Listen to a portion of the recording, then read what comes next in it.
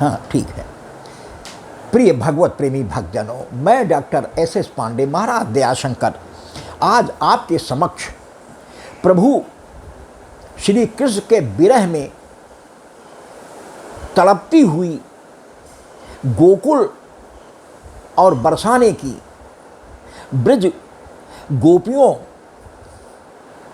की एक हार्दिक इच्छा को दर्शाता हुआ पद आपका आशीर्वाद पाने हेतु आज प्रस्तुत कर रहा हूँ। भक्तों, कंस के अत्याचारों से पीड़ित होकर के हमारे प्रभु अपने नंद बाबा जी अपने मुख्य सखाओं और सपरिवार कुछ समय तक नंदगांव में आकर के बस गए थे। 3 वर्ष की अवस्था के बाद 4.5 वर्ष तक नंदगांव में भी चूंकि आतंक फैला, श्रापवश जो है केवल नंदगांव की पहाड़ियों पर कंस नहीं जा पाता था, लेकिन उसके गण अत्याचार तो करते ही रहते थे ना। अगल बगल नंदगांव तक भले न पहुंच पावें, तो अंत में हमारे नंद बाबा जी ने यह फैसला किया कि हम क्यों ना यहाँ से भी छोड़कर अपने लाला को लेकर के सुरक्षित चलो चलते हैं, वृंदावन में बस जाते हैं। तो भक्तों, 4.5 वर्ष की अवस्था में हमारे नंद बाबा जी हमारे कन्हैया को लेकर के वृंदावन सपरिवार चले आए हैं मुख्य गोपों के साथ। और यहाँ पर पहली जो लीला हमारे प्रभु कृष्ण जी ने की है वो गोचारण की लीला थी, जो 5 वर्ष की अवस्था में उन्होंने किया है। गौओं और बछड़ों को चराने जंगल में जाने की अनुमति माता पिता से प्रदान हो गई, और यही हमारे प्रभु कृष्ण की हार्दिक अभिलाषा थी। तो भक्तों, गोपियाँ गोकुल की, नंदगांव की, बरसाने की गोपियाँ बहुत निराश और दुखी थी कि हर समय हम वृंदावन पहुंचकर अपने प्यारे कन्हैया के दर्शन नहीं कर सकते। तो उनकी अभिलाषाओं को व्यक्त करता हुआ ये पद मैं आज आपका आशीर्वाद पाने के लिए प्रस्तुत कर रहा हूँ।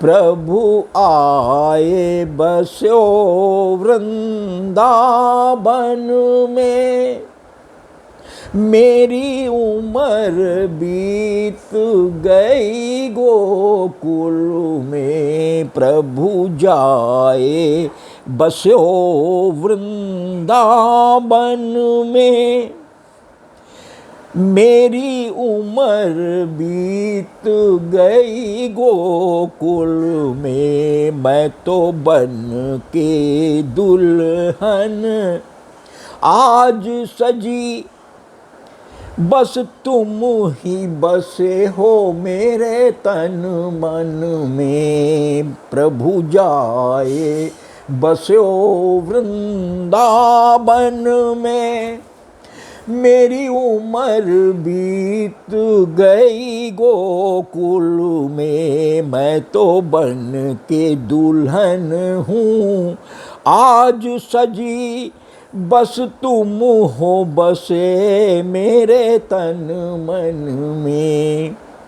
प्रभु जाए बस्यो वृंदावन में, मैं कब से बाट तेरी जो रही, मैं कब से बाट तेरी जो रही। तेरे दर्शन को मैं तरस रही, तेरे दर्शन को मैं तरस रही। माखन अब किसे खिलाऊं मैं, जो स्वाद था तेरी चोरी में। माखन अब किसे खिलाऊं मैं, जो स्वाद था तेरी चोरी में। प्रभु जाए बस्यो वृंदावन में, मेरी उम्र बीत गई गोकुल में। मैं तो बन के दुल्हन हूँ आज सजी, बस तुम हो बसे मेरे तन मन में। तुझे मैया से मांग ले आती घर, गोदी में खिला दे आती घर, मेरे घर का माखन खा लेते, माने न मैया के समझाने में, प्रभु जाए बसो वृंदावन में। मेरी उम्र बीत गई गोकुल में, मैं तो बन के दुल्हन हूँ आज सजी, बस तुम हो बसे मेरे तन मन में।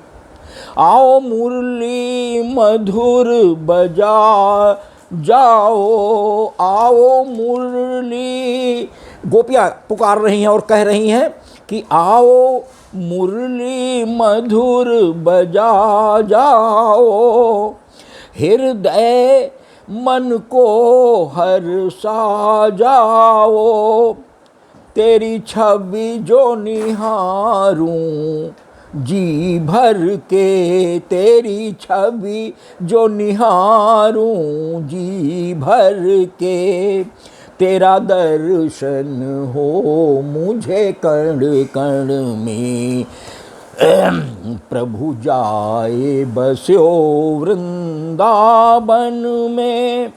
मेरी उम्र बीत गई गोकुल में, मैं तो बन के दुल्हन हूँ आज सजी, बस तुम हो बसे मेरे तन मन में। आओ मुरली मधुर बजा जाओ, हृदय मन को हर्षा जाओ, तेरी छवि जो निहारूं जी भर के, तेरा दर्शन हो मुझे कण कण में, प्रभु जाए बस्यो वृंदावन में। मेरी उम्र बीत गई गोकुल में, प्रभु जाए बस्यो वृंदावन में।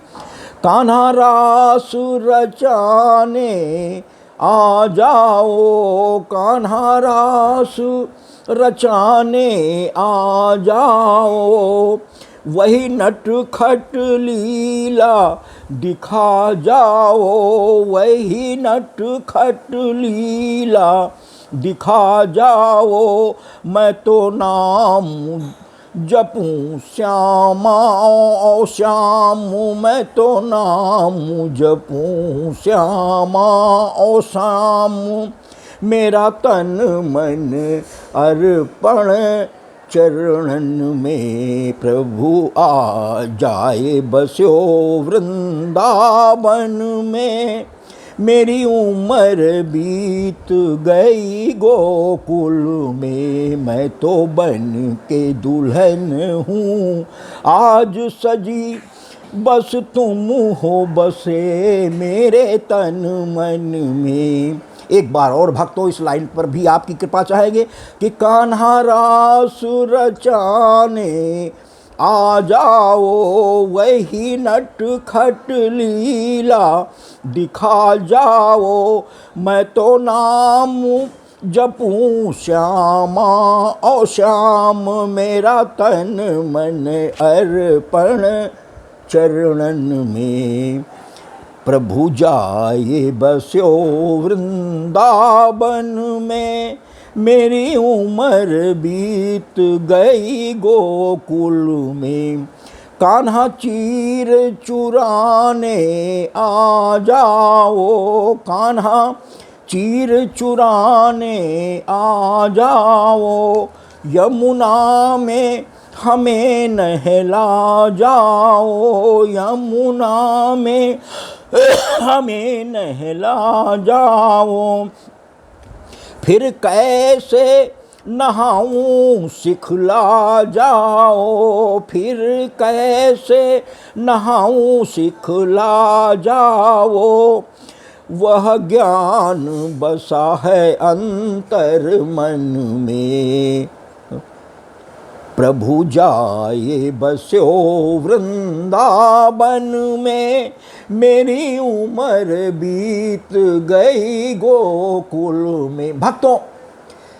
इस लाइन में मेरा यही तात्पर्य है कि सभी ब्रज की गोपियां यमुना नहाने ब्रह्मवेला में यमुना में जाती थी, तट पर जाती थी, और उस समय निर्जन भाव हो करके, उस समय इतना आज से 5,200 वर्ष करीब पूर्व की बात है, जब इस तरीके से वस्त्र इफरात में नहीं थे। ज़्यादातर घरों में एक ही दो वस्त्र हुआ करते थे, तो अक्सर वस्त्र उतार कर एक ही वस्त्र ले जाती थी, तो पहनने के लिए कभी कभी जमुना में बगैर वस्त्रों के भी नहा लिया करती थी, क्योंकि निर्जन तट हुआ करता था और लोग जानते थे कि यहाँ गोपियाँ स्नान करती हैं, लिहाजा उस तट से दूर से ही बाकी पुरुष वर्ग अन्य तट पर चला जाता था यमुना जी में स्नान करने के लिए।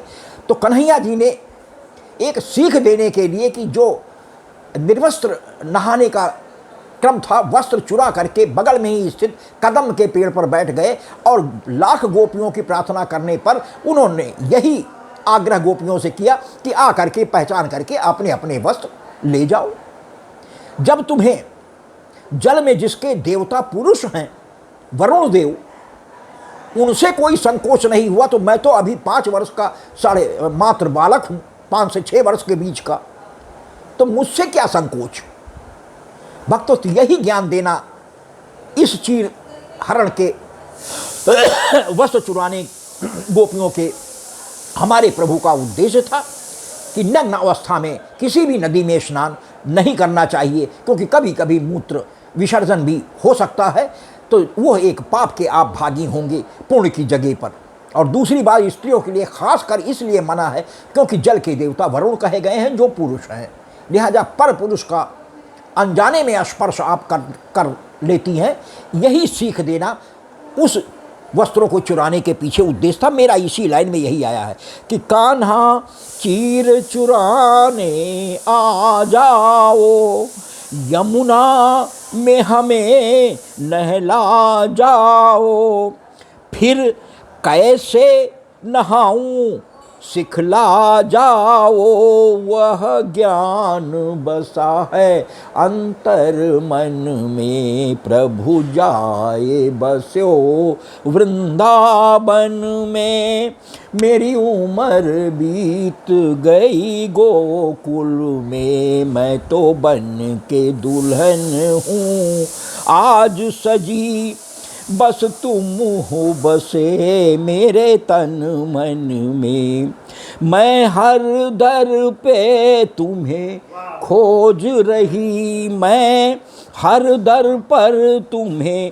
खोज रही, हर पल में तेरी छवि देख रही, तेरी प्रीति में जीवन अर्पण है, क्यों छुपे हो वृंदा के बन में, प्रभु जाए बस्यो वृंदावन में, मेरी उम्र बीत गई गोकुल में, मैं तो बन के दुल्हन हूँ आज सजी, बस तुम हो बसे मेरे तन मन में। भक्तों, सबसे अंत में भक्त दयाशंकर का कहना है कि दयाशंकर के हो जीवन धन, दयाशंकर के हो जीवन धन, सुध लो गोकुल की मनमोहन। गोपियों की तरफ से मेरा भी निवेदन है प्रभु श्री कृष्ण जी से कि दयाशंकर के हो जीवन धन, सुध लो गोकुल की मनमोहन, अब आके दरस दिखा जाओ, फिर बस जाओ उस गोकुल में, प्रभु जाए बस्यो वृंदावन में, मेरी उम्र बीत गई गोकुल में, मैं तो बन के दुल्हन हूँ आज सजी, बस तुम हो बसे मेरे तन मन में। प्रभु जाए बसो वृंदावन में, मेरी उम्र बीत गई गोकुल में। धन्यवाद भक्तों, मुझे आशा ही नहीं पूरा विश्वास है कि पूर्व भक्तों की भांति हमारे इस पद को भी आपका वही आशीर्वाद मिलेगा जो अब तक आप देते चले आए हैं। भक्तों, यदि हमारा ये पद भी आपको पसंद आता है तो कृपया मोबाइल के बाएं किनारे पर अंगूठे को दर्शाते हुए निशान को दबाकर लाइक भी करें,